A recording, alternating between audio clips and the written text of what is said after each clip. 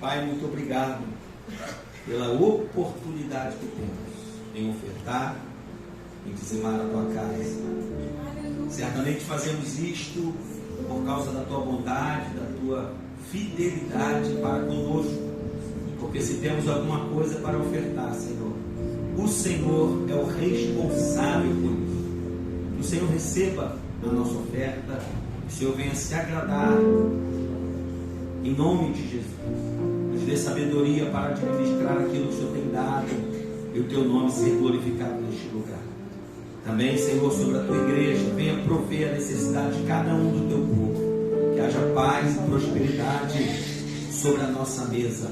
É o que pedimos, em nome de Jesus. Amém. Passe o seu envelope, as extremidades, por favor. Os nossos obreiros vão estar recolhendo. Para as extremidades, amém?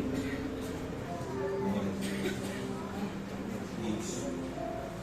Deus abençoe a sua vida. Quero já convidar aqui, por favor, o pastor Robson. Também gostaria de pedir aqui ao pastor Jorge para vir aqui orar pelo servo de Deus, entregando ele nas mãos do Senhor. Amém?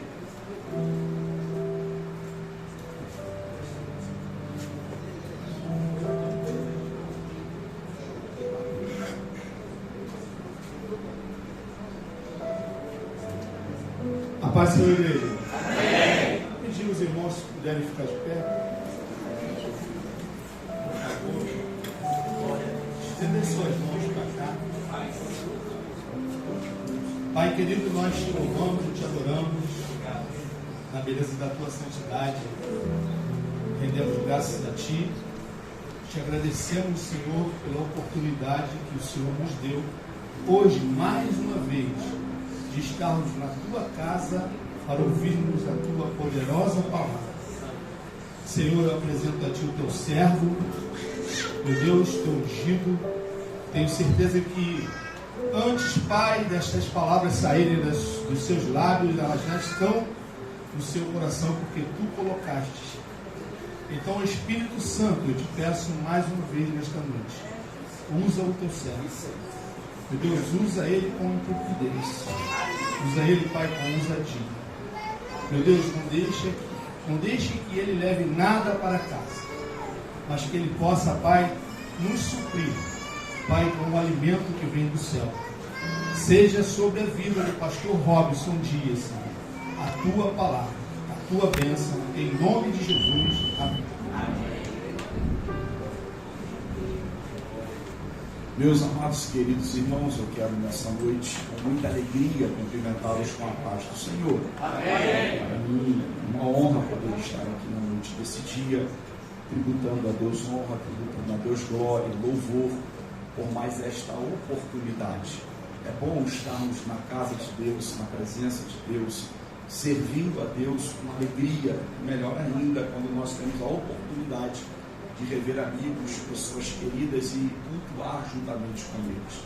Eu quero aqui já externar a minha gratidão a Deus e dever um amigo de muito tempo, pastor Jorge, mais de 20 anos, somos amigos, E Deus tem conhecido, ele era um homem católico, um homem que não tinha muita simpatia com o Evangelho.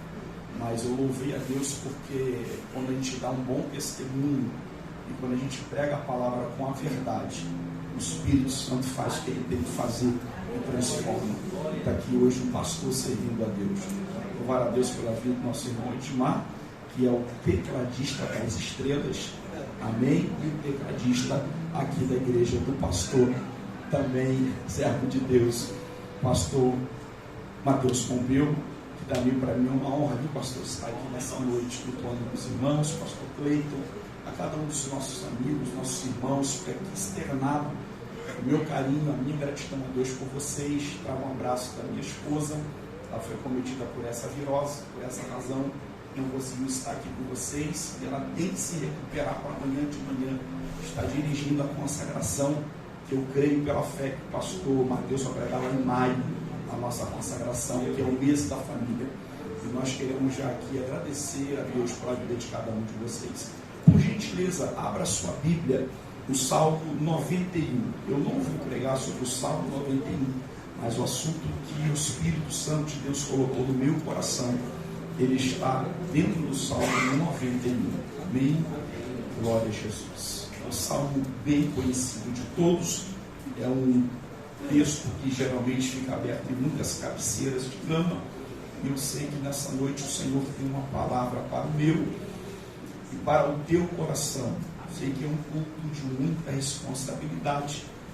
E eu quero já agradecer a Deus pela confiança depositada pelo pastor Mateus, a minha pessoa, para um culto tão importante, para mim o mais importante de todos os cultos, com todo respeito aos outros cultos que nós prestamos a Deus, mas o culto da palavra é o culto onde a gente recebe diretriz para a nossa vida. Amém? E eu agradeço por essa confiança. Quem achou o Salmo 91, diga graças a Deus. Vamos ler todos nós juntos, em uma só voz, todo este salmo, que eu sei que você gosta de ler ele, né? Amém? A segurança daquele que se refugia em Deus. Diz-nos assim: aquele que habita, vamos ler juntos? Aquele que habita no esconderijo do Altíssimo, à sombra do Onipotente descansará.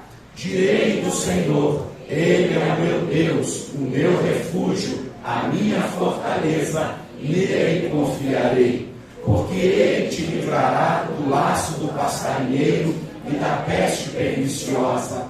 Ele te cobrirá com as suas penas, e debaixo das suas asas estarás seguro. A sua verdade é escudo e broquel. Não temerás espanto noturno, nem seta que voe de dia, nem peste que ande na escuridão, nem mortandade que assole ao meio-dia. 1000 cairão ao teu lado, e 10.000 à tua direita, mas tu não serás atingido. Somente com os teus olhos olharás e verás a recompensa dos ímpios. Porque tu, ó Senhor, és o meu refúgio, o Altíssimo é a tua habitação. Nenhum mal te sucederá, nem praga alguma chegará à tua tenda, porque os teus anjos darão ordem ao teu respeito para te guardar em todos os teus caminhos. Eles te sustentarão nas suas mãos, para que não tropeces com o teu pé em pedra. Pisarás o leão e a áspide, calcarás aos pés do filho do leão e a serpente. Pois que tão encarecidamente me amou, também eu o livrarei, poloei no alto retiro, porque conheceu o meu nome. Ele me invocará, e eu lhe responderei. Estarei com ele na angústia, livrá-lo-ei e o glorificarei. Dar-lhe-ei abundância de dias, e lhe mostrarei a minha salvação. Primeiro que puder tomar assento, tome dando glória por esta palavra que está em tuas mãos. Recobre a sua atenção para aquilo que Deus tem para nós. Eu não posso esquecer, minha esposa mandou aqui um cheiro para a esposa do Senhor, viu? Para todas as irmãs que fazem parte desse departamento, que deram a ela a honra de poder estar pregando. Amém? Criou-se um laço, um elo, uma amizade, uma união, e eu creio que ela vai durar até que Jesus venha. Amém? Amém. Deus já me salvo mesmo guardar, irmãos, que emprega lá em casa com força. A mulher viu, aonde ela está, eu só sei que com todo respeito ao diácono, ficar na portaria ou passar salvo. Mas já que me foi dado desafio, a gente vai falar aquilo que Deus tem colocado no meu coração. Amém? Amados, o Salmo 91, não é sobre ele que eu vou pregar, mas eu deixo você para iniciar o sermão que Deus já colocou no meu coração. O Salmo 91, ele é conhecido de todos nós. Não diz que foi Davi, porque o texto não diz que foi Davi, o salmista. E a Bíblia diz que o salmista, ele tem uma preocupação, é que se descanse no Senhor no momento das aflições, nos momentos das dificuldades da vida. Nós vivemos um tempo muito instável, de muita instabilidade. O homem corre de um lado para o outro, e nessa correria, muitas das vezes ele entra em desespero, é tomado pelo pavor, é tomado pelo pânico, e às vezes ele fica sem norte para a vida. Se o homem com Jesus às vezes passa por isso, imagina aquele que não serve a Deus. Mas o salmista traz uma confiança para aqueles que passam pelas instabilidades da vida, pelos processos da vida, pelas lutas, pelas adversidades, mostrando um lugar de refúgio. Mas entenda bem que um lugar de refúgio é um lugar de habitação, e é um lugar que ele é bem claro em dizer: aquele que habita, ele não diz aquele que passeia, ele não diz aquele que vai lá uma vez ou outra, ele diz aquele que habita. Habitar é morar, é fixar a residência, e ele está dizendo aquele que habita no esconderijo do Altíssimo, a sombra do Onipotente trará para ele descanso. E essa palavra descanso é dizer que mesmo em meio às adversidades, às dificuldades e às lutas da vida, tudo vai ficar bem. Vai ficar bem por quê? Porque se é uma habitação, é uma residência. Se é uma residência, tem um dono. E deixa eu dizer, o dono não é você. Você só mora lá. E o dono dessa casa, ali ninguém entra. Porque primeiro, para entrar, tem que ser, aleluia, tem que receber o convite do Espírito Santo. E tem que reconhecer que ele é o Filho de Deus, aleluia, e tem que aceitá-lo como Salvador da sua vida. Se assim não for, você entra num lugar como esse, até passeia, mas você não habita. Não sei o que vai acontecer lá fora. A mim eu sei, embora o mal possa me cercar, eu tenho uma certeza que eu descansarei no Senhor, porque tenho feito dele a minha habitação. O problema é que devido a essa instabilidade, as adversidades da vida, a luta do dia a dia, nós somos tomados por uma palavra, e é sobre isso que eu quero pregar, chamada medo. O medo, ele é um mecanismo que existe dentro de nós, e isso é saudável. Por quê? Porque o medo, ele é um mecanismo que há dentro de nós, que ele cria limites. Ele nos dá um limite. Até aqui eu posso ir. Olha para uma criança inocente, ela não sabe o que é medo, e ela vai lá, coloca o dedinho dentro de uma tomada e acaba tomando um choque. Nunca mais ela vai colocar o dedinho ali, porque o medo foi gerado dentro dela por causa daquela situação. Mas não confunda medo com fobia, porque o medo pode até gerar uma fobia. Todos que têm fobia de alguma coisa têm medo, mas nem todos que têm medo têm fobia. O problema é que a fobia, ela é gerada quando você não consegue controlar os seus medos, os seus temores. Deixa eu contar um exemplo. Eu certa feita estava indo visitar uma irmã que estava com câncer no Hospital do Fundão. E pegamos o elevador, eu e um presbítero, e uma enfermeira estava dentro daqueles elevadores enormes que carregam uma cama. E quando chegou uma maca, e quando chegou nos 10º alguma coisa andar, que foi abrir a porta, parede. Fecha a porta, elevador desce, abre a porta, parede. Sobe, elevador abre a porta, parede. Eu fui tomado de um pavor, dizendo, eu vou morrer aqui dentro de mim. E eu fui perdendo a cor, fui perdendo a força. A enfermeira olhou para o meu amigo e disse, você é amigo dele? Ele disse, sim, segura ele que ele vai desmaiar. E então quase que eu desmaio, mas graças a Deus a porta abriu e nós passamos. O que isso me gerou? Isso me gerou um trauma. Se eu chego em algum lugar e é no 2º andar, para que elevador? Vou subir de escada, me exercito. Se é o 3º, 4º, quinto, até o sexto, eu vou de escada. Se for o sétimo, eu espero chegar alguém para poder entrar. Isso é o diabo? Não. Isso é quando você não consegue controlar o seu medo, gera uma fobia. No meu caso, uma claustrofobia.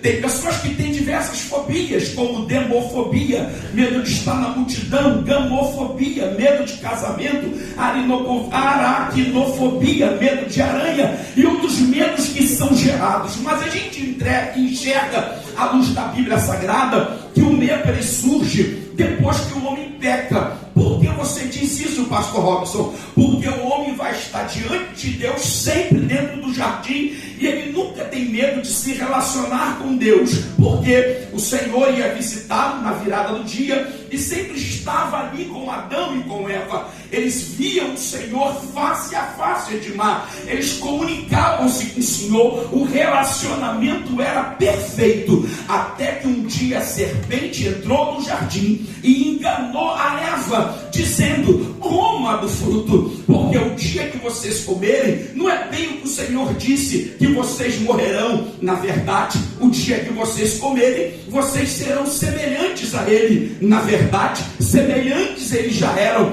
Não lembra que quando o homem foi criado, o Pai, Filho e o Espírito Santo disse: façamos o homem a nossa imagem, nossa semelhança. E como é que é o Senhor vestido de glória? E como é que era Adão? Também creio que uma partícula da glória estava nele, e é por isso que ele se relacionava com Deus, porque o homem que consegue ver o Deus sem a glória de Deus nele, ele acaba morrendo. Mas quando ele peca, a Bíblia diz que ele estava guardando, porque era comum, todo dia o Senhor entrava no jardim, mas agora a inocência sai, a consciência desperta, e com ela entra a maldade. Depois que eles se veem que eles estavam nus, na verdade não é que estavam nus, estavam despidos da glória de Deus. Tem prova? Tem. Paulo escreveu Romanos capítulo 13, versículo 23, que diz que todos foram destituídos da glória de Deus por causa do pecado. Então quando o homem está sem a glória, ele vê a nudez. Quando ele vê a nudez, a malícia surge, e a pergunta é: daqui a pouco ele vai chegar, daqui a pouco ele vai entrar no jardim, o que a gente vai fazer? Se esconde dele. Ué, mas você não vê ele todo dia, não tinha relacionamento com ele? E a Bíblia é clara que quando ele se esconde no jardim, Deus entra no jardim,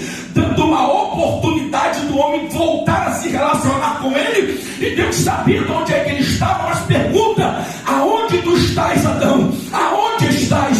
E ele estava escondido, e disse: por que tu se esconde? Ele disse: porque eu ouvi a sua voz e eu temi. Na versão NVI diz: porque eu ouvi a sua voz e eu tive medo. Ué, mas tu nunca teve medo. Mas depois que o homem peca, o medo ele entra no coração do homem e passa a fazer parte das nossas emoções. Agora o problema não é ter o medo, o problema é como lidar com o medo, como controlar este medo dentro de você. Tem pessoas no nosso meio, tomadas por pavores, usam remédios antidepressivos, se trancam dentro de quartos. Por que, pastor Robson? Porque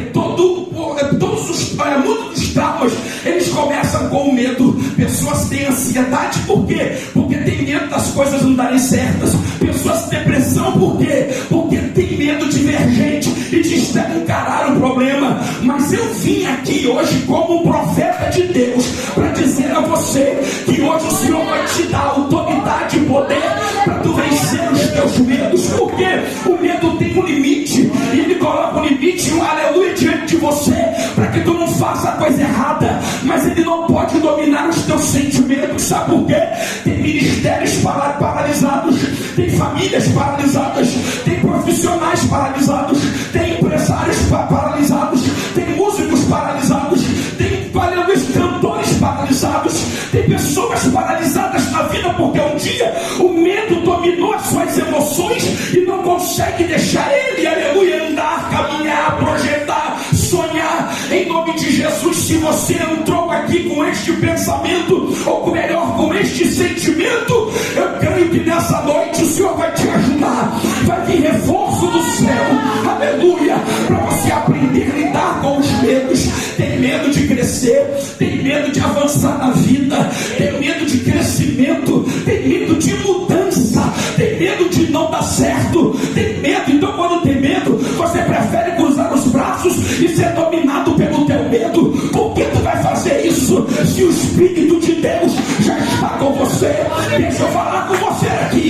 Bíblia fala que Davi nunca mostrou Davi com medo. Não vem para cá que esse negócio dizer que Davi tinha medo, não. Davi tinha respeito, mas medo não. Que a prova, que é o Salmo 34, ele diz: é o Senhor que me livra de todos os meus temores, ou seja, de todos os meus medos. Salmo 56, ele diz, aleluia, eu não ponho a minha confiança nos homens, pois eu ponho a minha confiança no Senhor. Porque se eu botar minha confiança nos homens, eu terei medo, mas o Senhor me livra de todos os meus medos, pois nele tenho posto a minha confiança. Você conhece a história de Davi, que talvez é igual a sua. Ele vai surgir no cenário, desculpa, tá, irmãos, eu vou rápido assim mesmo, desde que eu nasci, e a Bíblia fala que ele aparece no cenário em um momento em que o exército de Saul está para guerrear com o exército dos filisteus. E a Bíblia diz que já fazia 40 dias que estava um exército de Saul no monte e o exército dos filisteus no outro monte. E todos os dias descia um gigante até o vale, olhava para o exército de Israel e dizia: tem um homem para lutar comigo? Foi um acordo que fizeram. Não vamos levar todo mundo para a guerra. Quem vencer o duelo domina outra nação ou domina outro povo. E diz a Bíblia que quando ele descia para o vale, o exército de Israel, ele se esbaratinava e começava cada um a correr, mas ninguém ia enfrentar, inclusive Saul, até que o menino Davi, ele vai chegar no acampamento para levar pão para os irmãos e queijo para o capitão. Mas quando ele chega na guerra, ele não chega para a guerra, ele chega para levar alimento para os irmãos que estão na guerra. Quando de repente o filisteu está descendo e ele para no arraial e vê aquela correria de um lado para o outro e pergunta a gente: o que está acontecendo? Alguém diz: olha para lá, tem um gigante que todo dia aparece ali, querendo alguém para duelar contra ele, e não tem ninguém. É aí que está, ele é menino, mas já foi ungido no capítulo 16, dentro da sua casa, a unção já está com ele, e quem tem a unção tem a obrigação de vencer os seus medos. Quem quis ter a autoridade de Deus tem que ter a ousadia de vencer os seus medos.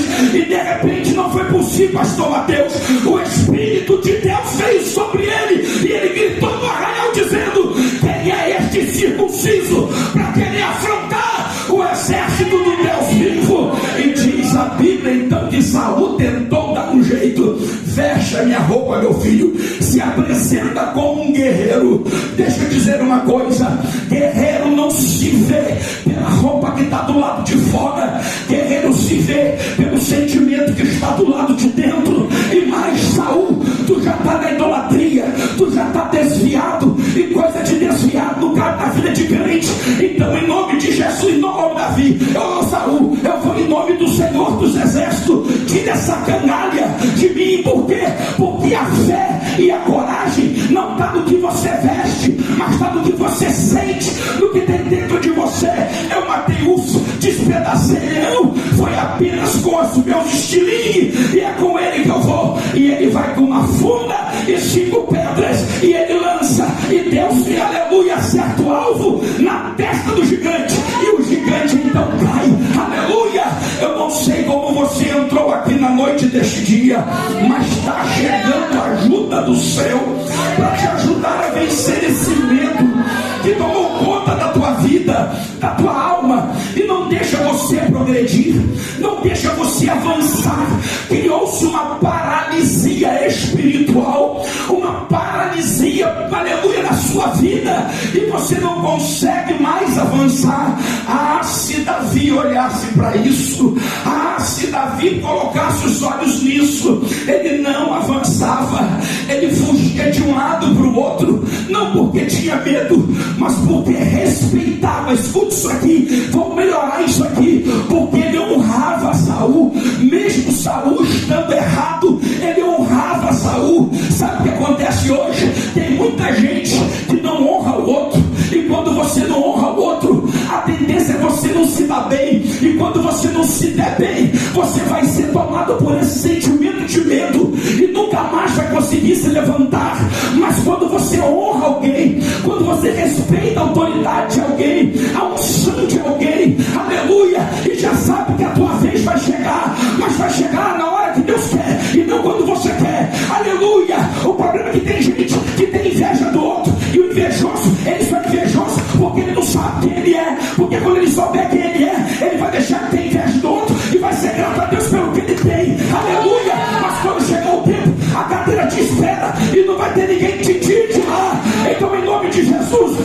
vencendo os teus medos, ou canto mesmo se estiver desviado, para que quando a tua hora chegar, você tenha êxito no teu chamado e no teu ministério. Quantos podem levantar a mão e adorar o nome do Senhor Jesus?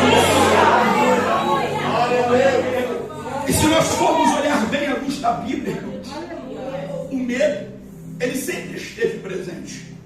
Se você for olhar para os discípulos, a Bíblia diz que eles estavam dentro de um barco, e de repente as ondas vinham e pareciam que ia morrer, e a Bíblia diz que eles tiveram medo. Jesus mesmo como homem, escute isso, como homem, não estou falando como Deus, aleluia, ele teve medo. Ele no jardim do Getsêmani, ele pede ajuda, vamos comigo ali orar, eu não quero ficar sozinho. E a Bíblia diz que ele vê que os discípulos dormem, ele ora com tanta angústia que dos seus poros sai sangue. E a Bíblia diz que quando ele sai do jardim de prensa, ele diz: vamos lá, porque já está na hora de quê? De eu morrer na cruz do Calvário. Ele tinha medo, orou ao Pai dizendo: Pai, se for possível, passa de mim esse cálice, mas se não for, estou pronto para vencer, estou pronto para morrer. Se não for, seja feita a sua vontade. E dali para lá tu conhece a história, como é que ele vai ser entregue no madeiro. Mas ele teve medo, mas ele venceu os seus medos como homem, para poder morrer na cruz do Calvário por mim e por você. Como Deus, ele nunca teve medo. Agora escute o que eu vou lhe dizer. Eu quero falar sobre dois personagens, que eu vou ser bem breve naquilo que Deus me concedeu. E eu quero falar de dois personagens que precisaram vencer os seus medos para poder alcançar a promessa de Deus e para vencer o desafio do seu tempo. Quem são esses dois homens, pastor? O primeiro que eu quero falar é acerca de um homem chamado Moisés. Todos nós conhecemos a história de Moisés. Moisés é aquele homem que Deus chama com os seus 80 anos de idade. A Bíblia é clara em mostrar que Moisés, ele nasce em um período difícil da história do povo hebreu, porque havia uma ordem de Faraó, que todos os meninos, quando nascessem, as parteiras deveriam matá-los. Porém, as parteiras hebreias, elas guardavam os meninos, e os meninos hebreus.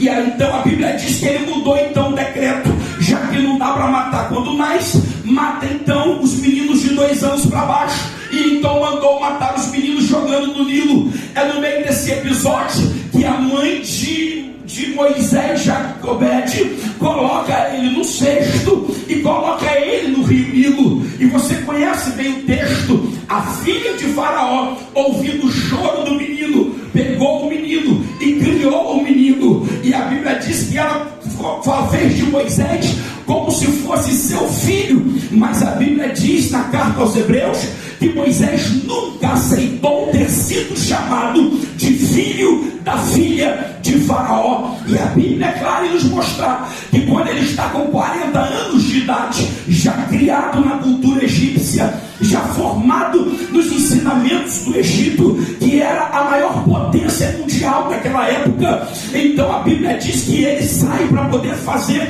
um acordo. Quem sabe ele já se achou maduro o suficiente para tentar resolver os problemas políticos e sociais que havia com o seu povo ali em Jerusalém, ali no Egito. E a Bíblia então diz que quando ele vê um egípcio e um hebreu brigando, ele vai lá como juiz, ele julga a causa e ele mata o egípcio. No outro dia ele sai, e agora sai como um apaziguador. Era precisar fazer uma campanha política, e ele vê 2 hebreus brigando. E quando ele vê os 2 hebreus brigando, ele então ouve de um deles: vai fazer com um de nós como fez ontem com o egípcio, vai matar um de nós. Então logo ele entende: daqui a pouco o Faraó vai descobrir que eu matei o egípcio e enterrei debaixo da terra, e então vai querer me matar. Deixa eu fugir do Egito. Com 40 anos ele foge do Egito, vai lá para perto do Monte Sinai, Horebe, que é a mesma coisa, casa com a filha de Jetro, Reuel, que é a mesma coisa, e com o Zípora ali se relaciona, e vai passar 40 anos até os 80 anos cuidando das ovelhas de seu sogro Jetro. Foi tudo que o deserto lhe deu: um cajado na mão e ovelhas para cuidar. Era tudo que ele tinha. Uma cultura judaica e a cultura humana chamada de príncipe do Egito. E a Bíblia então diz que com 80 anos você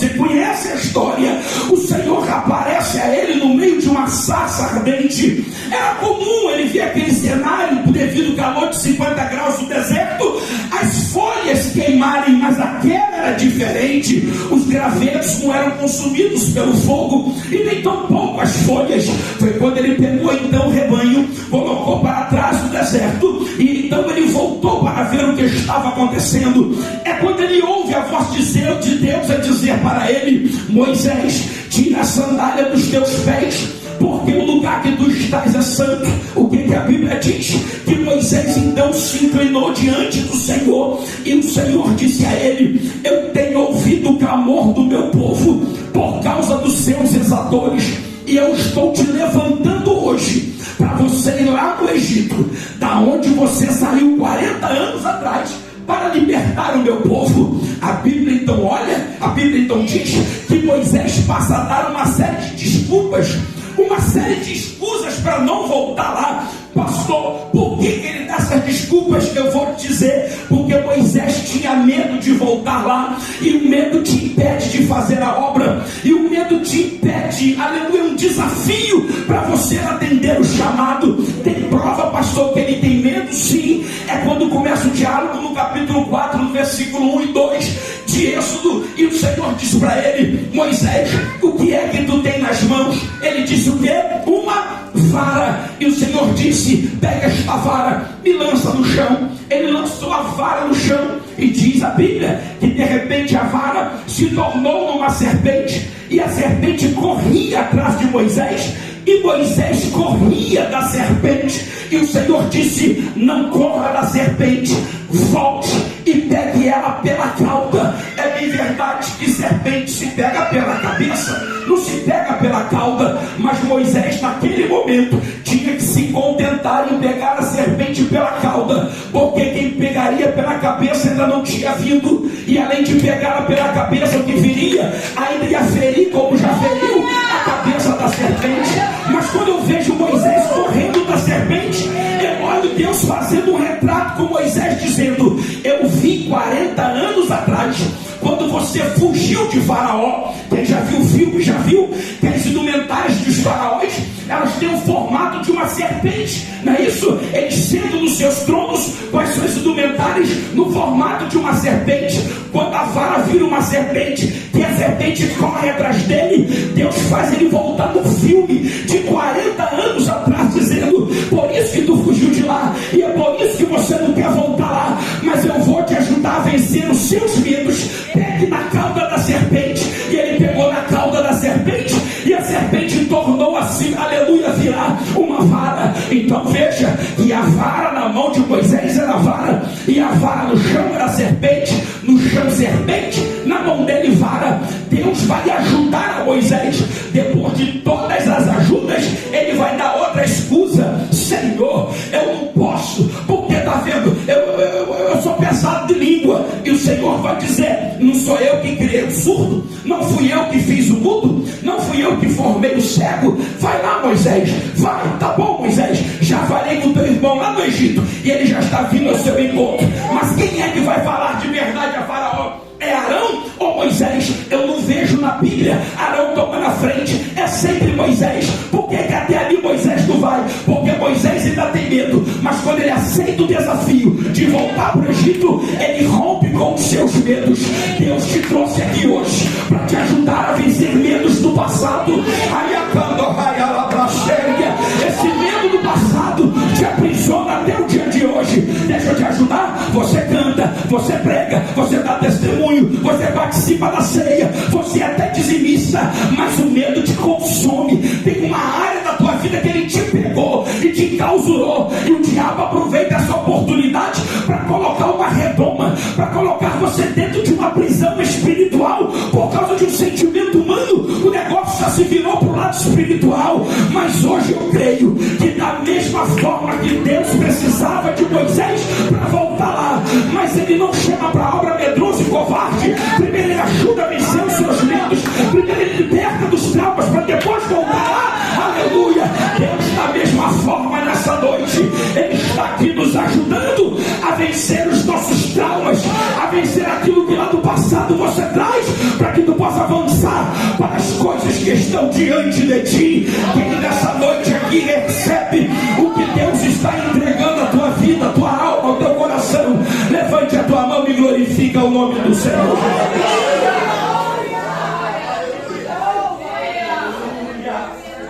Ele recebe a notícia que ajuda ele a vencer o trauma. Qual é a notícia? É quando Deus disse assim, depois de todo isso, todo esse tratamento, depois quando Deus coloca ele no divã e trata dele e diz, pode voltar, porque os faraós que te procuravam, eles já estão mortos. Olha o que Deus faz para te ajudar a vencer os teus medos. Ele abre até cova para que você continue marchando na terra do deserto, na terra da aflição, até chegar à terra prometida. Mas fazer você parar, isso ele não vai.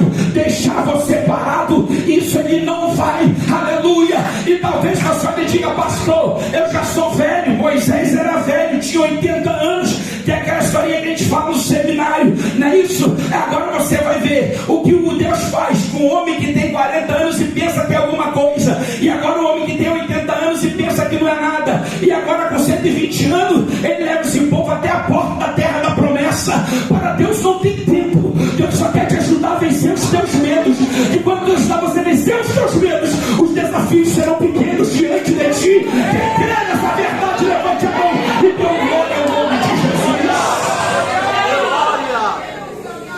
O Senhor quer nos ajudar a vencer os nossos medos. Porque ninguém parte para a batalha, pastor Cleiton, se for medroso. Ninguém parte para a batalha se tiver medo. Havia uma ordem de Deus dada a Moisés, e ele escreve isso no Deuteronômio no capítulo 20, se não me falha a memória, dizendo assim, olha, se tiver questão de guerra, quem é que não vai à guerra? E ele diz, o homem que plantou uma vinha e ainda não colheu, para que ele não vá à guerra, morra na guerra, e outro colha aquilo que ele plantou.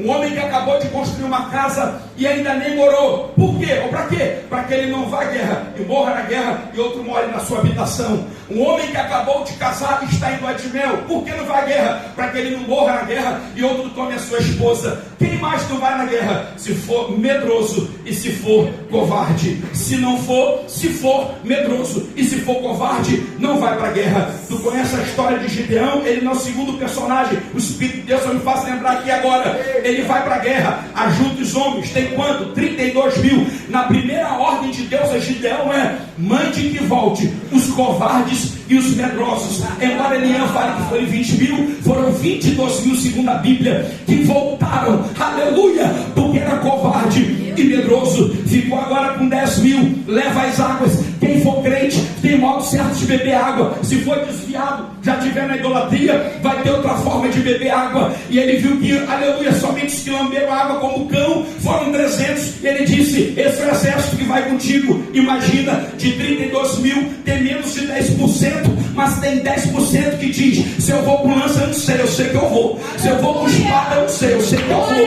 Se eu vou com arco eu não sei, eu sei que eu vou. Eu não estou contando mais com advogado, eu não estou mais contando com o juiz, eu não estou mais contando com meu padrinho que é político, eu estou contando com o Senhor nosso Deus. É Ele que vai me ajudar, aleluia. Porque covarde e medroso já ficou para trás, não faz mais parte do teu convívio. Eram eles que colocavam para baixo, mas agora já ficaram para trás. Os desviados que só falavam palavra de incredulidade para você também já ficaram para trás. Agora sim, você já está pronto para vencer os teus medos já? Então vai lá e ajuda para guerra. O que você tem? O que eu tenho? É só tocha, aleluia, e cântaro. Dá para vencer? E se tiver a tocha e tiver não tiver o cântaro, mas estiver dentro da garganta, não um grito de medo, mas um grito de autoridade, vai botar o diabo e acessa o inimigo.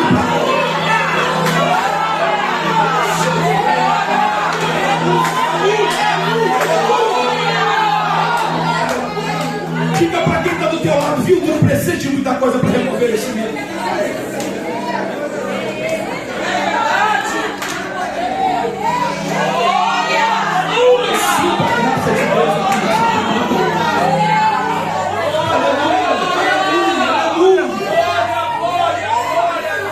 E eu vejo mais um personagem na Bíblia, eu encerro aqui, que precisou vencer o seu medo.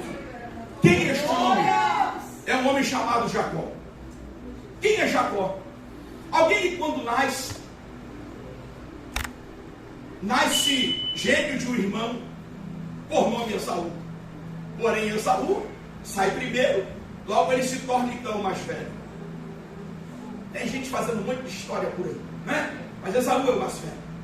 E a Bíblia então diz que quando eles crescem, o certo era a primogenitura do pai Isaac passar para Jacó. Porém, Deus já havia dito, aleluia, que o maior serviria ao menor. Ou seja, que Esaú serviria a Jacó. E a Bíblia diz que quando estava já no tempo de Isaac passar a bênção da primogenitura para Esaú, já Isaac disse: meu filho, vai lá, pega lá um cabrito, uma caça, traz para nós, e a gente vai comer essa caça, e eu vou te dar a bênção da primogenitura. Quando a sua esposa sabe, Rebeca, chama Jacó e diz: Jacó, vamos matar aqui um animal, e você vai colocar a pele desse animal no seu braço, e vamos nos aproximar do seu pai. Seu pai já está cego, já não enxerga muito, e certamente ele vai pensar pelo pelo do braço que você é Esaú, logo entendo que Esaú era peludo. E a Bíblia então diz que quando ele faz isso e se aproxima do pai, o pai diz: já voltou da caça? Deixa eu ver então se realmente você é Esaú. E ele passa então a mão no braço, que é a capa de um animal que está, e diz: olha, realmente o braço ele é de Esaú, mas a voz é de Jacó. Com tudo isso, Isaac dá a bênção da primogenitura para Jacó e não a Esaú. E a Bíblia diz que quando Esaú volta da caça, Esaú percebe que a bênção já foi dada a seu irmão Jacó, e ele fica furioso, e ele quer matar o seu irmão. Até que então Rebeca e Isaac diz: pega Jacó as suas coisas e foge lá para Padã Arã, para as terras do seu tio Labão. E ele foi para lá, ele vai passar a sua juventude lá, vai casar com Leia, trabalhar por ela 7 anos, e depois mais 7 anos pela irmã de Leia, chamada Raquel. E ali ele vai constituir ovelhas, vai constituir gados, vai constituir muitos animais, vai constituir servos, vai constituir mais 2 concubinas, e vai ter ali os seus filhos, até que chega um dia que Deus manda ele retornar. Passado aproximadamente 20 anos, ele vai retornar. Passado aproximadamente quantos anos eu disse? 20 anos. Glória a Deus, só para ele estar comigo. Deus vai mandar ele voltar. E quando ele vai voltar, a Bíblia diz que ele está na caravana para voltar para as terras de seus pais. Quando de repente um mensageiro chega dizendo: ô Jacó, o seu irmão Esaú está sabendo que está voltando para casa, e ele está vindo ao seu encontro. É mesmo? É, está vindo só não, tem 400 homens de guerra com ele. Pronto, vai me matar. O medo de 20 anos atrás aflora novamente, e ele volta a ter medo. Aleluia. Um medo não curado, pode ter certeza, ninguém sepulta defunto vivo. Ou tu mata o defunto, ou ele vai ressuscitar e vai se levantar e vai te afrontar de novo. Mas hoje eu vejo a gente matando defunto aqui de vez. Glória a Deus, pelo Espírito do Senhor, para que você possa ter liberdade total em Cristo. E quando ele diz que é possível que o meu irmão está vindo ao meu encontro, já sei, mas os meus filhos são sobrinhos dele, pega uma caravana, coloca meus sobrinhos na carroça, e vai todo mundo se encontrar com ele. E ele está vindo marchando com seus 400 homens. Quando eles chegam com os sobrinhos, Esaú disse: manda voltar, eu não quero ver meus sobrinhos,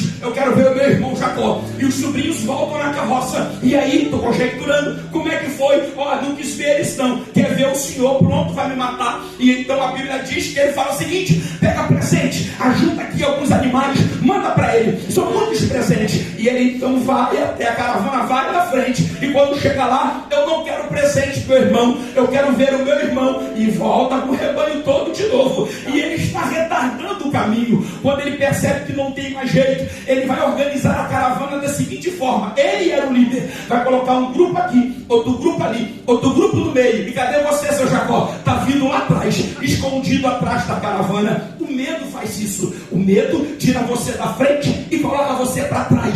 O medo faz retardar os passos da sua caminhada. O medo não deixa você avançar. Aleluia. E ele se coloca lá atrás, e ele está caminhando. A noite chega, ele vai fazer acampamento perto de um lugar chamado Val de Jaboque. Na manhã daquele dia, pelo horário, pelo tempo, já era o tempo de encontrar com o irmão, e sabia: eu vou morrer. E até que ele coloca a família toda para um lado, e ele desce ao Val de Jaboque. O que você vai fazer no Val de Jaboque? Eu preciso que o Senhor me ajude a vencer os meus medos. Eu preciso que o Senhor me ajude a enfrentar o meu irmão. a estar diante dele. E tu conhece a história. Vai aparecer o anjo do Senhor e ele vai estar com ele ali aquela madrugada inteira. Eu não vou te falar se ele lutou, se ele dançou, mas ele passou a madrugada inteira com ele. E quando amanhece o dia, o anjo disse: preciso voltar, porque o sol já está raiando, ou a alva já está subindo. Ele disse: não, tu não vai embora enquanto não me abençoares. Ele disse: eu preciso ir. E ele então agarra com o anjo e disse: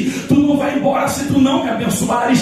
Diz a Bíblia então que o anjo, ele toca na juntura da coxa de Jacó, e Jacó enfraquece um lado da perna, um lado da coxa, e ele então começa a mancar, e mesmo manquejando ele não larga o anjo. E o anjo disse: tá bom, eu vou te liberar uma bênção. A partir de hoje tu não se chamarás mais Jacó. Tu conhece o nome Jacó e a história de Jacó. A partir de hoje tu vais se chamar Israel. Israel é aquele que luta ao lado de Deus e vence. Pode ir embora. Amanhece o dia, o anjo vai embora, ele sobe manquejando uma perna. Já parou para pensar? Leia, Raquel, as concubinas olhando os filhos dizendo: papai, o que foi que aconteceu? O que aconteceu? Um bicho me mordeu? Não, meu filho, vamos embora. Daqui a pouco, pelo tempo, Esaú vai estar chegando. Vamos reorganizar a caravana. Você que estava ali, passa para cá. Você que estava aqui, vem para cá. E papai vai ficar atrás, não. Agora eu vou na frente.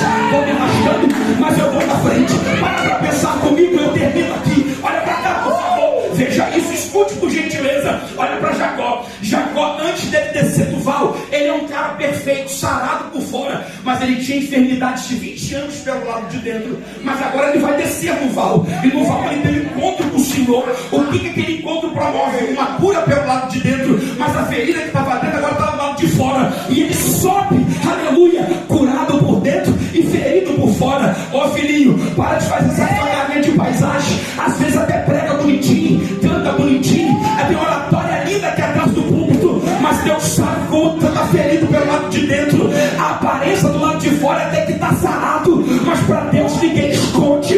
É melhor estar ferido por fora e sarado por dentro do que ter uma vida de aparência, aleluia, sarado por fora e ferido por dentro. A Bíblia diz então que ele reorganiza a caravana. Agora olhe para cá, antes dele descer para o val, ele está sarado por fora, ele está sarado por fora e ferido por dentro. Quando ele sobe do val de Jaboca, ele está ferido por fora e está sarado por dentro. Ferido por fora e sarado por, perdão, sarado por fora e ferido por dentro. Ele vai lá atrás, agora ferido por fora, mas sarado por dentro. Ele assume a posição dele. Eu sou líder, e líder não vai atrás. Posso até estar ferido por fora, mas estou sarado pelo lado de dentro. Enquanto ele está sarado por fora e ferido por dentro, ele retarda o passo. Mas agora que está ferido por fora e sarado por dentro, está arrastando. Mas vamos lá, a gente precisa ir. Eu vou no passo das crianças, eu vou no passo do gato, mas eu vou me encontrar com meu irmão. E alguém que é ferido por dentro, por fora, mas é sarado por dentro, ele reconhece. Quando o seu irmão chega diante dele, a Bíblia diz que ele dá tratamento para o seu irmão, não de irmão, mas de príncipe, porque ele vai se curvar diante dele 7 vezes. Só os príncipes que tinham, aleluia, esse privilégio, só os príncipes que recebiam essa honraria. Ele reconhece dizendo: eu sou primogênito, mas tu és o maior. Eu sou primogênito, mas tu és o príncipe dessa terra aí. E até quando ele se levanta, o irmão que talvez estava enfurecido abraça e beija e zela a paz que não existia há 20 anos. O Senhor hoje te trouxe nesse lugar. E o que é esse lugar aqui hoje? É o teu val de Jaboque, aonde o Senhor talvez vai fazer você sair daqui hoje ferido, com marcas por fora, mas o que mais importa é sair daqui hoje com o homem espiritual sarado.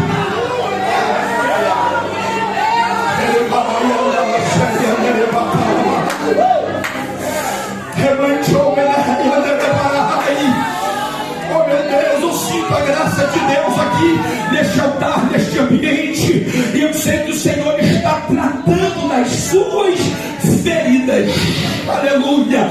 Afinal, quem disse isso foi o profeta Isaías dizendo: quem deu crédito à nossa pregação, a quem se manifestou o braço do amor do Senhor. Aleluia, porque ele foi nascido no meio de uma terra seca, como redento. Olhávamos para ele, nem formosura tinha, aleluia, mas foi ele que um dia estava no madeiro, ferido por fora, mas sarando por dentro, aleluia, para sarar também a minha alma. E foi ele que levou sobre ele as minhas e o castigo que nos traz a paz estava sobre ele, e pelas suas pisaduras nós fomos sarados.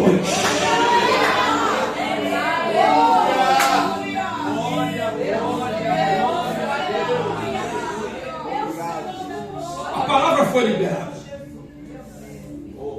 Eu não vou criar metodologias para que tu receba a cura e a libertação. Quem tem que fazer não sou eu. É o Espírito Santo, o teu amigo, que mora em você. Ele não tem medo e você tem.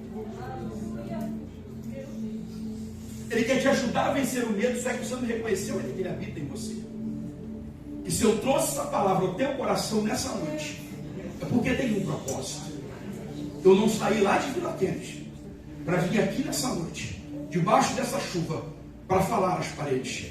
Eu vim aqui, debaixo da graça de Deus, com o propósito de Deus, com uma unção de Deus. Eu estou desde segunda-feira dizendo: minha esposa pegou a gripe, minha filha pegou a gripe, não deixa eu pegar, porque eu tenho uma mensagem na minha boca para entregar para o povo de Queimados na quarta-feira à noite. Eu estou aqui de pé. Eu estou aqui de pé. Eu estou aqui curado. Fique de pé comigo, por gentileza.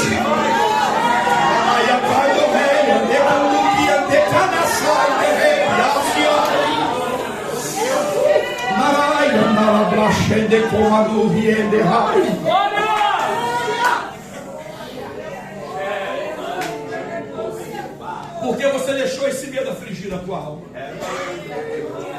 Eu conheço uma palavra que faz você remover os medos. E ela se chama perdão. E o perdão só é manifesto se existir amor.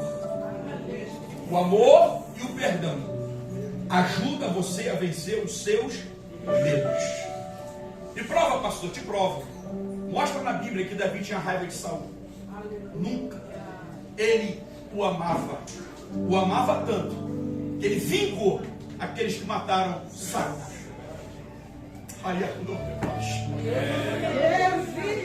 O teu problema, esse sentimento tomou conta da tua vida e você tem medo de resolver.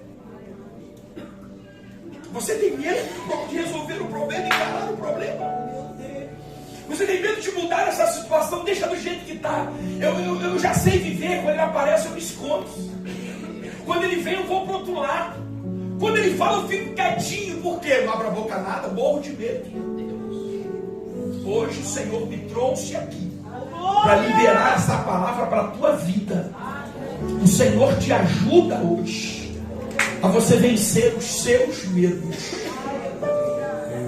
Depois que o medo de Moisés é vencido, o medo guardado e vivido de 40 anos atrás, ele volta para o Egito e tira uma multidão de 2,5 milhões de pessoas de lá. Tem gente que está esperando alguma atitude sua. Tem gente que está aprisionada e está no estado pior do que o teu. Meu Deus. Por que isso? Porque tu ainda não conseguiu vencer os teus medos. Tu não já enxergou que o único que pode resolver o problema daquela casa é você que está aqui hoje? Porque a autoridade de Deus está com você. Mas tu prefere ficar enclausurado dentro do seu medo do que usar a autoridade de Deus. Em nome de Jesus, toma posse disso aqui hoje. Ministérios que foram falidos e arruinados começou com o medo. Vidas que foram se distanciando e foram se afastando e foi se perdendo. Tudo começou com o medo, mas hoje o Senhor é quem nos livra de todos os nossos terrores. Deixa eu concluir com o Salmo 91. Aquele que habita no esconderijo do Altíssimo, a sombra do Onipotente, descansará. Direi, Senhor, Tu és o meu Deus, Tu és o meu refúgio. Tu és a minha fortaleza. Já é meu Deus, já está bom.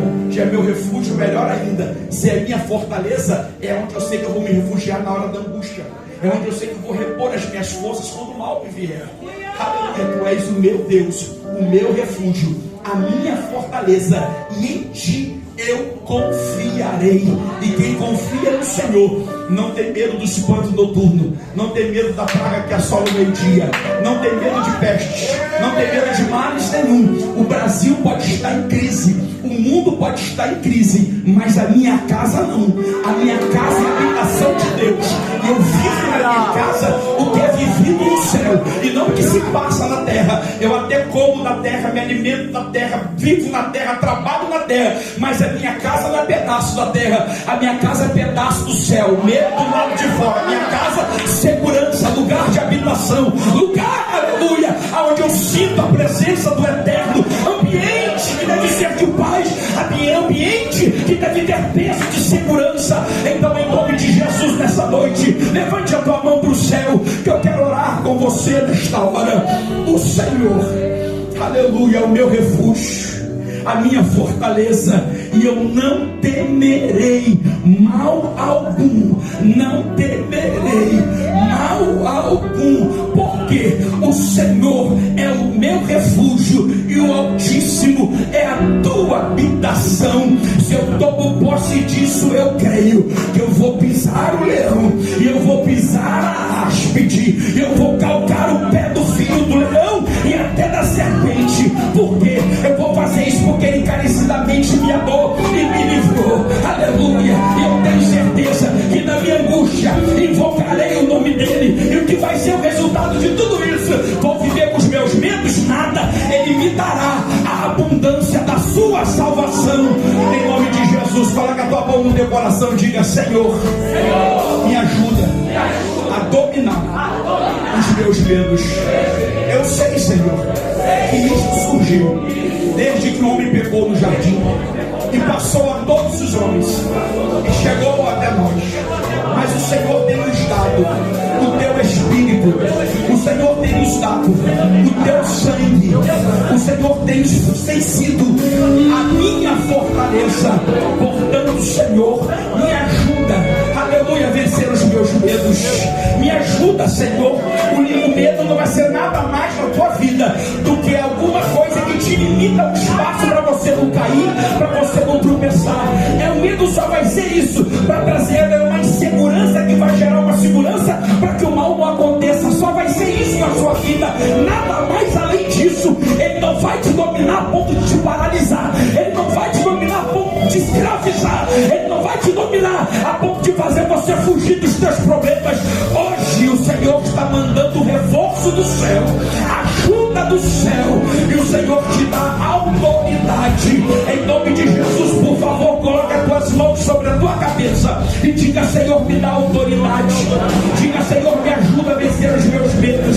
Diga: Senhor, que hoje sim, diga: Senhor, que hoje seja um divisor de águas na minha vida.